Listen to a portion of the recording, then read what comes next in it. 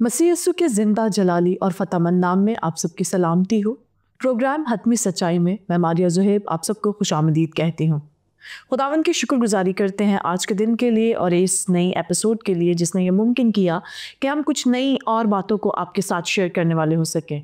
सो programme को आगे बढ़ाते हैं। हमेशा की तरह हमारे साथ मौजूद हैं हमारे मेहमान स्पीकर जनाब पादी शफीक कमल साहब। सर, आज के शो में हम आपको वेलकम करते हैं। शुक्रिया। नाजरीन, आज जिस टॉपिक पर हम बात करेंगे वो है मसीहियत के अलावा निजात नहीं। ज़फ़र इकबाल साहब की ये पोस्ट है जिसको आज हम अपने प्रोग्राम में शामिल कर रहे हैं और इसका मैं पहला सवाल सर आपसे करना चाहती हूँ। ज़फ़र इकबाल साहब लिखते हैं कि मसीही ये दावा रखते हैं कि मसीहियत के अलावा निजात नहीं। जब इन्हें ये चैलेंज किया जाता है कि अपना दावा साबित करें तो इन्हें मुख्तलिफ अंबिया कराम के माबिन मुआजना दरकार होता है। इसको एक्सप्लेन कर दीजिए। शुक्रिया। अच्छा सवाल है, लेकिन है ये कन्फ्यूजन पर मबनी। ज़फ़र साहब हमेशा फैलसी का शिकार रहते हैं, मुगालते का शिकार रहते हैं, और ये सिर्फ ज़फ़र साहब का मसला नहीं, मुसलमान स्कॉलर्स का ये मसला है। तो ये हमेशा कन्फ्यूजन का शिकार रहते हैं। ये मसीहत पर तनकीद करने चले हैं निजात के मौजू पर जी।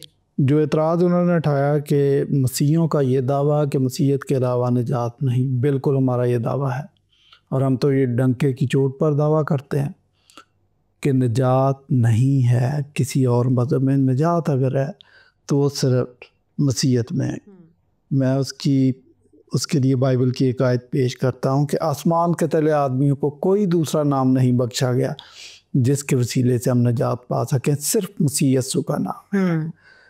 तो पूरी एक थियोलॉजी है, सब कुछ है, तो हम दावा करते हैं। अच्छा, ये दावा ऐसे नहीं है कि अचानक से हमारे जहन में आ गया कि चलो जी हम निजात का दावा कर देते हैं, 4-5 चीज़ें इधर से पकड़ी, 2-3 इधर से पकड़ी और उसमें निजात डालो तो चलो जी अकीदा बन गया। ऐसा नहीं, सही।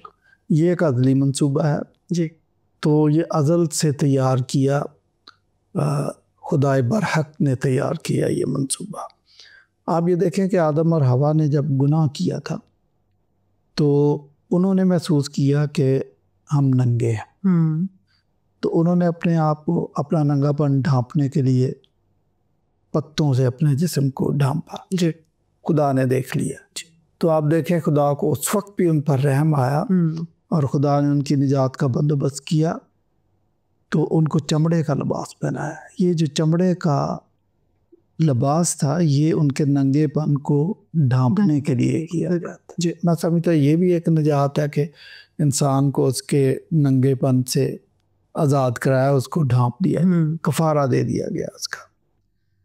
ओल्ड टेस्टामेंट में एक सैक्रिफिशियल सिस्टम, बाकायदा निज़ाम है कि काहिन उस बर्रे को चेक करता है। जो आदमी गुनाह करता है वो अपने गुनाहों से माफ़ी के लिए, क्योंकि बाइबल कहती है कि बगैर खून बहाए माफ़ी नहीं है, तो उन गुनाहों के कफ़ारे के लिए एक बर्रा लेके आता था। काहिन उसको चेक करता था कि इसको बेऐब होना चाहिए और फिर वो उसका कफ़ारा देता था। वहाँ पर वो गुनाहगार शख्स ये इतराफ़ करता था या इतराफ़ जुर्म करता था कि मुझसे गुनाह सरज़द हुआ, मैं इसकी माफ़ी चाहता हूँ। तो दरअसल तो मेरा खून बहना चाहिए क्योंकि गुनाह की मजदूरी मौत है। बिल्कुल। लेकिन खुदा का ये फ़ज़ल है कि उसने ये एहतमाम कर दिया कि आपकी जगह एक बर्रा ज़िबा कर दिया जाएगा, लेकिन आपको तौबा करनी पड़ेगी कि आइंदा मैं गुनाह नहीं करूँगा और खुदा का शुक्र अदा करना पड़ेगा कि आपने मेरी जगह पर बर्रा दे। यही निजात का कॉन्सेप्ट है कि वो शख्स सज़ा से बच जाता था। तो सदियों तक तो ये सिस्टम चलता रहा, ये निज़ाम चलता रहा। हैकल में कुर्बानगाह से लगातार धुआं उठता था। इसका मतलब है कि आग लगातार जल रही थी। आग लगातार जलने का मतलब है कुर्बानियाँ लगातार हो रही थी। कुर्बानियाँ लगातार करने का ये मकसद था कि इंसान गुनाहगार है, इसको किसी निजात दहिंदा की ज़रूरत है ताकि वो आग बंद हो जाए और वो धुआं निकलना बंद हो जाए। तो उसके लिए खुदा ने एक दायमी कफ़ारे का बंदोबस्त कर दिया, वो मसीह यस्सु की ज़ात है। ठीक है, मसीह यस्सु ने बनी नौ इंसान के कफ़ारे के लिए सलीब पर अपनी जान थी। तो वो निजात जो है, हमें गुनाहों से निजात मिली, गुनाह की پاداش میں جو سزا تھی اس سے بھی نجات مل گئی، بلکہ ہمیں ہمیشہ کی زندگی مل گئی. ہمیں موت سے چھٹکارا مل گیا، جہنم سے خلاصی مل گئی، ہم جنت کے حقدار ٹھہرے، ہم ہمیشہ کی زندگی کے وارث ہوئے. بالکل.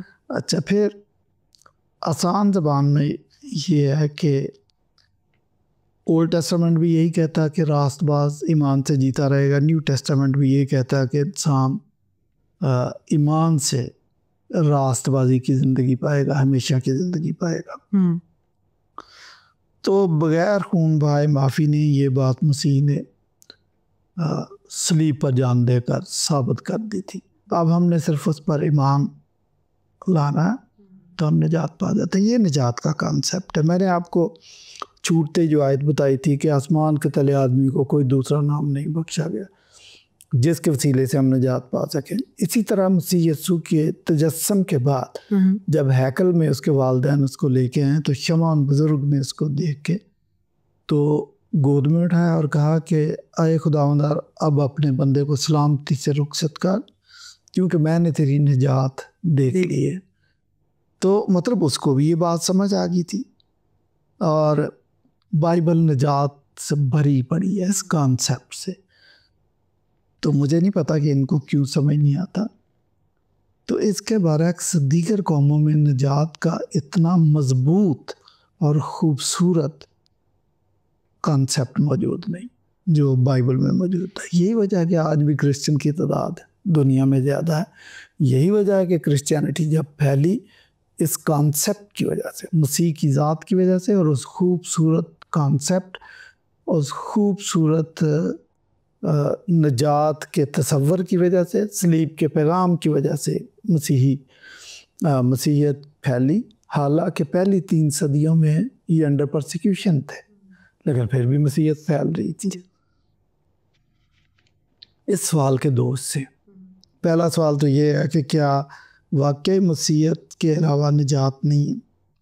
اگلا سوال انہوں نے یہ داغ دیا ہے کہ جب انہیں چیلنج کیا جاتا تو دعوت ثابت نہیں کر پاتے، بلکہ ٹامک ٹوئیاں مارتے ہیں اور مختلف انبیاء کرام کے موازنہ درکار ہوتا ہے. تو یہ بھی خالصتاً فیلسی. دیکھیں، انبیاء کرام سے موازنہ درکار ہوتا ہے، یہ آپ نے جھوٹا الزام لگا دیا. جیسے مسلمان کہتے ہیں ہر قوم میں ایک نبی ہے، تو میں ان سے سوال کرتا ہوں کہ اچھا بتاؤ بلوچوں میں کون سا نبی ہے، چینیوں میں کون سا نبی ہے؟ تو بس ایسے دعویٰ کر دینا. ہم یہ نہیں کہتے. جن نبیوں کے ساتھ ہم موازنہ کرتے ہیں، یہ موازنے کا لفظ بھی غلط استعمال کر لیا. آپ یہ کہہ سکتے ہیں کہ دیگر انبیاء کرام کا ذکر کرتے ہیں، وہ ہم ضرور کرتے ہیں، کیونکہ بائبل کی 66 کتابیں ایک دوسرے کے ساتھ کنسسٹنٹ ہیں، اور یہ ایک سلسلہ وار منصوبہ ہے. یہ ایک پروگریسو منصوبہ ہے جو پیدائش کی کتاب سے شروع ہو کر اناجیل اربع تک پہنچتا ہے. تو ہم کیوں نہ ذکر کریں؟ کیونکہ یہ خدا کا منصوبہ ہے، اور خدا نے آدم سے ہی شروع کر دیا، پھر ابراہیم سے شروع کر دیا. ان سب کو خدا یہ نجات کا منصوبہ وقتاً فوقتاً پروگریسو طریقے سے آہستہ آہستہ سمجھا رہا تھا اور اس کو امپلیمنٹ کر رہا تھا. صلیب اس کا کلائمیکس ہے. تو ہم کیوں نہ ان کا ذکر کریں؟ ان میں جتنے انبیاء کرام ذکر آتے ہیں خدا کے منصوبے کو آگے بڑھانے میں، ہم ان سب کا ذکر کرتے ہیں. ہم تو بیچ میں جو جانور آتے ہیں ان کا بھی ذکر کر دیتے ہیں. بیچ میں بلعام کی گدی کا ذکر آتا ہے کہ اس نے بنی اسرائیل جس میں سے نجات آنی تھی اس پر لعنت کرنے کی کوشش کی تو اس کو روکا گیا، ہم اس کا بھی ذکر کرتے ہیں. جب نینوہ شہر میں یونان نبی کو بھیجا گیا کہ ان کو توبہ کی منادی کرو، تو اس میں ہم مچھلی کا بھی ذکر کر دیتے ہیں. کیوں نہ ذکر کریں؟ جن کا ذکر ہے سلسلہ وار اور وہ کنسسٹنٹ ایک دوسرے سے 66 کتابیں، ان کا ذکر ہم کرتے ہیں. ہاں، بائبل کے علاوہ مجھے بتائیں جی ہماری نجات کو، ہم نے کبھی ایسا دعویٰ کیا کہ ہماری نجات کو ثابت کرنے کے لیے مسلمانوں کی حدیثیں بہت لازمی؟ ہم نے تو کبھی ایسا نہیں کہا کہ یہ ہمارے کورس کا حصہ. نیور. تو برسبیل تذکرہ اگر کبھی ذکر کر دیں تو وہ ایک الگ بات ہے، لیکن ہمارے ایمان کا بیس نہیں ہے کہ ہم اپنا عقیدہ ان سے کشید کرتے ہیں، ایسا کچھ نہیں. وہ ہم بائبل سے کرتے ہیں. تو یہ جو خیال ہے کہ مختلف انبیاء کرام کے مابین مسیح موازنہ کرنا شروع کر دیتے ہیں، یہ ایک یہودی خیال ہے. یہودی اس قسم کی بونگیاں مار جاتے ہیں کہ بھئی آپ کی کرسچینٹی تو الگ ہے تو ہمیں چھوڑ دو. بھائی وہ جو اولڈ ٹیسٹامنٹ ہے وہ یہودیوں کا نہیں ہے, یہ خدا کا ہے, کیونکہ یہ خدا کی لکھوائی ہوئی کتابیں ہیں. تو ہمارا خدا سے تو کوئی مسئلہ نہیں ہے ہمیں. جی یہودیوں سے اختلاف 100 ہو سکتا ہے. اور یہ بھی بتاؤں کہ ان کتابوں سے نیو ٹیسٹامنٹ کا کوئی اختلاف نہیں ہے. یہودیوں کی تشریح یا تشریحات سے ہمارا اختلاف ہو سکتا ہے, کتابوں سے کوئی نہیں ہے, کیونکہ وہ خدا کی دی ہوئی کتابیں. اچھا, اور اس سلسلے میں یہودیوں کا خیال ہم سے مختلف ہو سکتا ہے, لیکن مسلمانوں کا خیال تو ہم سے بڑی حد تک ملتا ہے کہ وہ بھی ان نبیوں کا ذکر کرتے ہیں اولڈ ٹیسٹامنٹ میں, جن کا ذکر ہم بھی ذکر کر دیتے ہیں جہاں ضروری ہوتا ہے ذکر کرنا چاہیے. اچھا, مسلمان تو یہ بھی کہہ دیتے ہیں کہ ہمارا 4 کتابوں پر ایمان ہے, تو یہی بات ہم کہتے ہیں کہ ہمارا ان پر بھی ایمان ہے, اس لیے ہم ان کا ذکر کرتے ہیں. الہی منصوبہ ان 66 کتابوں میں درج ہے, اس لیے ان 66 کتابوں کو پڑھنا, ان کا ذکر کرنا, ان پہ ڈپینڈ کرنا, یہ کوئی بری بات نہیں, یہ تو کرنا چاہیے, یہی ہم کرتے ہیں. اور ہم نے جو اپنا عقیدہ بنایا انہی کتابوں سے بنا. صحیح. اچھا سر, حکیم صاحب یہ دعویٰ کرتے ہیں کہ ماں نے کوئی ایسا بچہ ہی نہیں جنا جو مسیحیت میں نجات کو ثابت کر سکے. حکیم صاحب کا یہ جو دعویٰ ہے نا, یہ ان کا آپ سمجھا کہ تقیہ کلام ہے. یہ تو انہوں نے مسیح ایک بے عیب برا, اس کے بارے میں بھی یہ دعویٰ کر دیا تھا, لیکن جب میرے ساتھ ڈیبیٹ ہوئی تو میں نے ان کے چھکے چڑھا دیے تھے. اور بس یہ دعویٰ ہی ہے, بس دعویٰ تو میں تو ان سے کرنا چاہتا ہوں نجات کے موضوع پر بھی. اب میرے ساتھ انہوں نے یہ مناظرہ سیٹ کیا ہوا تھا, ڈیٹ سیٹ کی ہوئی تھی, خیر ظفر صاحب نے سیٹ کرائی تھی. اب میرا انتظار نہیں کیا, کسی اور بندے کو پکڑ کے اس کے ساتھ مناظرہ کر لیا, پریکٹس کر رہا ہوگا شاید. سو یہ بھی حکیم صاحب کی فیلسی ہے. اس کے پہلے ٹاپک پہ میں نے بات کی اور میں نے ان کو تسلی بخش جواب دے دیا تھا. اور یہ بھی آپ کو بتاؤں کہ حکیم صاحب نے جب وہ میرے ساتھ مناظرہ کیا مسیح ایک بے عیب برا, تو وہیں پہ یہ ایڈمر کر کے گئے تھے کہ اب میں ڈیبیٹ چھوڑ رہا ہوں, اب میں ڈیبیٹ نہیں کروں گا. لیکن بعض اوقات کئی لوگ اس کے بعد دوبارہ چلے گئے, نہیں جی ہم بھی کرنا چاہتے ہیں اسی موضوع پہ.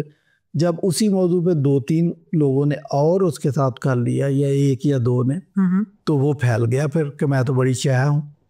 ادروائز میرے ساتھ ادھر وہ ایڈمٹ کر کے گیا تھا کہ آج کے بعد میں ڈیبیٹ نہیں کروں گا. چلو, تو بہرحال حکیم صاحب کا دعویٰ یہ خام خیالی ہے ان کی. وہ جب بھی مناظرہ کرتے ہیں تو میں آپ کو بتاؤں بائبل کی باتیں اتنی گہری ہیں کہ ان کو نہ تو سوال سمجھ آتا ہے, نہ وہ فلسفہ سمجھ آتا, نہ وہ تھیالوجی سمجھ آتی ہے. اور وہ یہ بھی نہیں خیال کرتے کہ میرے ساتھ سوال کیا کیا گیا, اس کے ساتھ میرا انٹریکشن ہونا چاہیے. وہ اپنا بیان کر دیتے ہیں جو رٹا لگا کے, یہ ان کی عادت ہے. سر, کیا اسلام میں نجات کا کوئی تصور موجود ہے؟ ٹھیک ہے, یہ سوال بھی آپ کا بہت ریلیونٹ ہے, کیونکہ ہم پہ اعتراض کر رہے ہیں جی کہ مسیحیت واحد مذہب نہیں ہے جو نجات کا دعویٰ کرتی ہے. تو ان کے لاشعور میں لازماً یہ بات ہوگی کہ اسلام میں تو بڑی کمپیکٹ اور جامع قسم کا نجات کا منصوبہ درج. تو آپ کا سوال یہ ہے کہ اسلام میں نجات موجود ہے, کانسیپٹ موجود ہے؟ نیور. صرف نجات کا لفظ موجود, صحیح, 1-2 جگہ, کانسیپٹ موجود نہیں. میں نے آپ کو تفصیل سے نجات کا کانسیپٹ بتا دیا کہ پہلی بات ہے کہ نجات کے لیے نجات دہندہ ہونا چاہیے, اور وہ نجات دہندہ بے عیب ہونا چاہیے. سب سے پہلا مسئلہ تو نجات کا کانسیپٹ دینے والوں کے لیے جو آڑے آئے گا وہ یہی ہے کہ وہ نجات دہندہ کہاں سے لائیں گے, وہ نہیں ملے گا ان کو, وہ ہمارے پاس ہے. خیر, ہم خدا کا شکر کرتے ہیں کہ یہ نجات دہندہ ایسے نہیں ہے کہ یہ کرسچن تک محدود ہے, یہ اوپن ہے. کیونکہ خدا نے دنیا سے ایسی محبت رکھی کہ اس نے اپنا اکلوٹا بیٹا بخش دیا تاکہ جو کوئی اس پر ایمان لائے ہلاک نہ ہو بلکہ ہمیشہ کی زندگی پائے. تو یہ اوپن ہے. اور ربندر ناتھ ٹیگور کہتا ہے کہ مسیح صرف مسیحیوں کا مسیح نہیں ہے بلکہ وہ ہر شخص کا مسیحا ہے, ہر قوم کا مسیح ہے. بڑی خوبصورت بات ہے. ہم تو خود کہتے ہیں کہ مسیح تو اوپن ہے. پاکستان یہ اوپن ہے. اب یہ بنی اسرائیل کے پاس نہیں ہے, اب یہ مسیحیوں کے پاس ہے, اور مسیح اتنے تنگ نظر نہیں ہے کہ ہم باقی لوگوں کو مسیح کی رسائی کے اندر رکاوٹ ڈالیں. نیور. جو بھی مسیح کو قبول کرنا چاہے اس کو کھلی آزادی. بہرحال واپس آتے ہیں آپ کے سوال کی طرف کہ اسلام میں کیا تصور موجود ہے. اسلام میں جو نجات کا لفظ آیا ہے نا, وہ سورہ مریم کی 68 سے 72 آیت یہ پڑھیں تو اس میں لکھا کہ 3 کیٹیگریز ہیں لوگوں کی. ایک وہ ہے جو جہنم میں جانے کے مستحق ہیں, شرارتی لوگ ہیں, گناہگار ہیں, وہ جائیں گے. اور بھی جائیں گے جو جن کی زندگی خدا کے مطابق, اللہ کے مطابق نہیں ہے. تیسری کیٹیگری ہے کہ مسلمان خود بھی جائیں گے. تم میں سے کوئی ایسا نہیں ہے جو جہنم پہ وارد نہیں کیا جائے گا. وہاں سے اپنی سزا پوری کرنے کے بعد ان کو نجات دی جائے گی, انہیں ہم نجات دیں گے. تو یہ کانسیپٹ موجود ہے, لیکن یہ نجات ہماری سمجھ سے باہر ہے کہ آپ نے دوزخ میں کیوں اس کو لے کے جانا, حاضری لگوانی ہے, آپ نے کیا کرنا. اور مشکات شریف کی ایک حدیث ہے کہ دوزخ سے جب وہ نکلیں گے تو ان کے چہرے کوئلے کی طرح کالے ہوں گے. تو ایسی نجات ہماری سمجھ میں نہیں آتی. اور کہیں میں نے پڑھا تھا کہ اگر آپ نے ایک نماز مس کی ہے تو 50,000 ایئرز اس کی سزا ہے. اس کا مطلب 2 نمازیں مس ہوئی تو 1,00,000 سال آپ کی سزا ہے. یہ صرف نجات کا بتا رہا ہوں آپ کو, باقی ساری نماز کا. باقی اگر آپ نے غلطیاں کی, آپ نے قتل کر دیا, آپ نے گناہ کر دیا, آپ نے زنا کر دیا, آپ نے چوری کر دیا, آپ نے جھوٹ بول دیا, ان کا گوشوارہ الگ ہے. تو آپ اندازہ لگائیں کہ دوزخ میں کتنی دیر آپ نے رہنا, وہاں سے نجات. یہ ہے نجات کا کانسیپٹ, یہ بھی کلیئر نہیں ہے. کچھ مفسرین نے اس کی تشریح کی ہے کہ دراصل پل صراط سے گزرنا. پل صراط ایک پتلا سا راستہ ہے, تلوار کی دھار کی طرح ہے اور ایک باریک دھاگے کی طرح ہے. تو اس کے اوپر سے چل کے آپ نے جانا سیدھے راستے سے. پہلے جہنم آئے گا اور پھر اس کے بعد اگر آپ کامیابی سے چل کے آگے چلے گئے تو اس کے بعد جنت آئے گی. اگر آپ کا پاؤں سلپ ہوا تو آپ دوزخ میں گریں گے. یہ پل صراط کا کانسیپٹ ہے. ہر مسلمان اس پل صراط کے کانسیپٹ سے واقف ہے. میں جیسے یہ بڑے اعتراضات کرتے ہیں بائبل پہ, میں بھی کبھی کبھی تھوڑا سا اعتراض کر دیتا ہوں, لیکن میں سمجھنے کے لیے کرتا ہوں, میں ان کی دل آزاری کے لیے نہیں کرتا. میں کہتا ہوں کہ اگر واقعی یہ پل صراط پتلا سا راستہ اور اس میں سے گزرنا ہے تو اس کے لیے مسلمان ہونے کی ضرورت نہیں, اس کے لیے حج کرنے کی ضرورت نہیں, اس کے لیے روزے رکھنے کی ضرورت نہیں, اس کے لیے 5 وقت کی نماز پڑھنے کی ضرورت نہیں.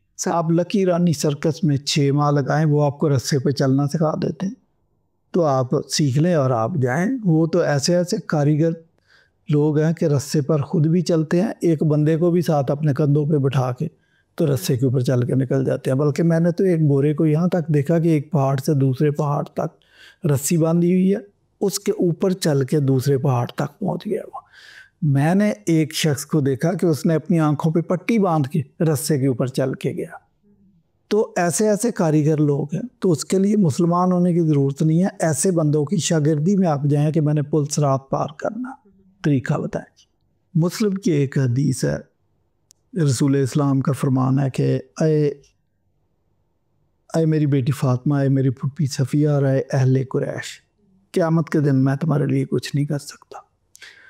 اب یہ دیکھیں کہ پھپھی صفیہ اور بیٹی اور اہل قریش, یہ سب کے سب وہ لوگ تھے جنہوں نے اسلام کے لیے اپنا تن من دھن سب قربان کر دیا, اپنا علاقہ چھوڑ دیا اور ہجرت کر کے مدینے چلے گئے تھے ساتھ. ان کو یہ جواب ہے کہ میں تمہارے لیے کچھ نہیں کر سکتا. پھر قرآن مجید میں سورہ احقاف کی 9 آیت کہ نہ مجھے یہ معلوم کہ میرے ساتھ کیا سلوک کیا جائے گا, نہ مجھے یہ معلوم کہ تمہارے ساتھ کیا سلوک کیا جائے گا, کہاں رہ گئی آپ کی نجات. تو یہ کہنا کہ جی مسیحیت کا نجات کا جو سلسلہ ہے وہ تو ٹھیک نہیں ہے, ہمارا بڑا ٹھیک ہے. آخر یہ سوال, یہ اعتراض کرنے کا یہی مقصد ہوا نا کہ ان کے پاس بڑا ٹھیک ہے تو کوئی ٹھیک نہیں. میں دوبارہ یہ وضاحت کروں کہ میرا مقصد تنقید کرنا نہیں, یا تنقید برائے تنقید نہیں. میرا مقصد ہے کہ اگر کوئی صاحب تفسیر یا کوئی ذہین شخص اسلام کا نجات کا تصور، جنت میں جانے کا تصور مجھے اچھے طریقے سے سمجھا سکے تو میں سمجھنے کے لیے تیار۔ یہ اعتراض جو تنقید ہے یہ آپ کی دل آزاری کے لیے نہیں، یہ سمجھنے کے لیے ہے۔ تو مجھے تو نہیں کہیں نظر آیا کہ نجات کا کنسیپٹ وہاں پہ موجود ہے۔ دو صحیح سر، ویسے تو آپ نے بہت اچھے سے ایکسپلین کر دیا، لیکن تھوڑا اور ایکسپلین کر دیں، بائبل مقدس میں کوئی ایسی آیت جو نجات کے بارے میں واضح طور پر بیان کرتی ہو؟ آیتیں تو بے شمار ہے، میں نے پہلے بھی آپ کو بتا دی ہے، لیکن آپ نے ایک کہا، میں 3 آیتیں بتا دیتا ہوں۔ نمبر 1، ابن آدم کھوئے ہوں کو ڈھونڈنے اور نجات دینے آیا ہے، لوکا 19:10۔ اور اسی طرح خدا نے بیٹے کو اس لیے نہیں بھیجا کہ دنیا پر سزا کا حکم کرے، بلکہ اس لیے بھیجا کہ دنیا اس کے وسیلے سے نجات پائے، یوحنا 3:17۔ صحیح۔ اور پھر یوحنا ہی کی انجیل میں 10ویں باب کی 9ویں آیت میں لکھا کہ دروازہ میں ہوں، جو کوئی مجھ سے داخل ہوگا وہ نجات پائے گا۔ اور کتنا کہ کلیئر بتانا۔ اور پھر دیکھیں جب فقیہوں اور فریسیوں نے مسیح یسوع سے وقتاً فوقتاً بلکہ کئی دفعہ تاکیداً نشان مانگا کہ ہم تو اس سے نشان چاہتے ہیں، تو آپ یہ دیکھیں کہ جب لازر کو زندہ کر دیا یہ نشان نہیں تھا، نشان کا مطلب معجزہ دکھا، تو اچھا نشان تھا۔ جب 10 کوڑیوں کو شفا دے دی یہ نشان نہیں تھا۔ اور جب مفلوج کے گناہ معاف ہوئے اور اس نے اپنا بستر اٹھایا اور چلنا پھرنا شروع کر دیا، نشان نہیں تھا۔ یائر کی بیٹی کو زندہ کر دیا، نشان نہیں تھا۔ 5000 کو کھانا کھلا دیا، تو یہ نشان نہیں تھا۔ یہ تو سارے نشان تھے۔ 38 برس کے مریض کو شفا دے دی، نشان نہیں تھا۔ اندھا شخص جو جنم کا اندھا تھا اس کی آنکھوں میں ڈیلے نہیں تھے، مٹی گوندی اور اس کو گولا بنا کے اس کی کان آنکھ میں ڈال دیا اور وہ ٹھیک ہو گیا۔ یہ نشان نہیں تھے۔ بالکل مسئلہ یہ ہے کہ مسیح یسوع صرف نبوت کا یا نبی ہونے کا دعویٰ نہیں کر رہے، وہ خدائی دعویٰ کر رہے ہیں۔ اور خدائی دعویٰ کرنے کا مطلب یہ ہے کہ اگر ان کا خدائی دعویٰ درست ہے تو پھر نجات بھی وہی دے سکتا ہے۔ بالکل ٹھیک ہے۔ تو اس لیے مسیح یسوع یہ بات سمجھتے تھے کہ یہ مجھ سے کوئی بڑا نشان مانگتے ہیں۔ تو بڑا نشان اس نے کہا کہ اس زمانے کے برے اور زناکار لوگ مجھ سے نشان طلب کرتے ہیں، انہیں یونا نبی کے علاوہ کوئی نشان نہ دیا جائے گا۔ تو یونا نبی کا نشان دے یہ تھا کہ وہ 3 دن اور 3 رات مر گیا تھا۔ مچھلی کے پیٹ کا مطلب ایک قسم کی ڈیتھ ہے، ٹھیک ہے نا۔ تو مسیح نے کہا کہ میں ابھی 3 دن 3 رات قبر میں رہوں گا، اور تیسرے دن وہ مردوں میں سے جی اٹھے۔ یہیں پہ مسیحیت کا آغاز ہوا، یہیں پہ نجات کا آغاز ہوا۔ لوگوں کو سمجھ آئی کہ مسیح نے جو کچھ کہا اس کا ایک ایک حرف درست ہے، اس لیے ان کو سمجھ آ گئی کہ نجات مسیح کے علاوہ نہیں ہے۔ تو لوگ پھر مسیح کے پیچھے مسیحیت میں داخل ہوتے گئے۔ تو آپ نے کہا کہ واضح آیات، ساری آیات واضح، تمثیلیں واضح ہیں، اولڈ ٹیسٹمنٹ کی 430 پیشگوئیاں ہیں، یہ سب کی سب واقعہ سلیب پہ منطبق ہوتی ہیں۔ تو نجات صرف کرسچینٹی میں ہے، نجات صرف مسیحیت میں ہے، نجات مسیح کے وسیلے ہے۔ مسیح کے علاوہ کوئی شخص نجات کا نہ تو دعوے دار ہے نہ نجات دے سکتا ہے۔ بہت شکریہ سر ان تمام سوالات کے جوابات کے، لیکن اسی کے ساتھ ساتھ ایک اور بات آپ سے پوچھنا چاہتی ہوں کہ حکیم صاحب اور ظفر اقبال صاحب، آخر ان کے ذہن میں ایسا کون سا سوال ہے جس کے لیے وہ نجات کے بارے میں اتنا بڑا دعویٰ کرتے ہیں؟